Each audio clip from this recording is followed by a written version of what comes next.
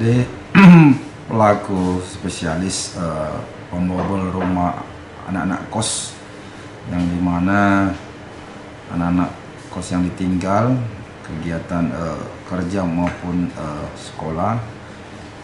Maka daripada banyaknya perkara yang dilaporkan dari beberapa polsek, kerjasama antara polsek dan Poltabes Makassar dan menemukan pelaku, dan pelaku diamankan dengan barang bukti yang ada. Pelaku ini modusnya dia spesialis congkel rumah-rumah yang kosong ditinggalkan.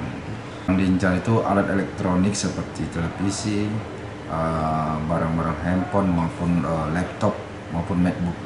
Ya, pasalnya ini kalau pencurian pemberatan 363, karena dia ini ada berapa perkara, sudah spesialis, kita subsidiar 643 perkara yang sudah kita periksa.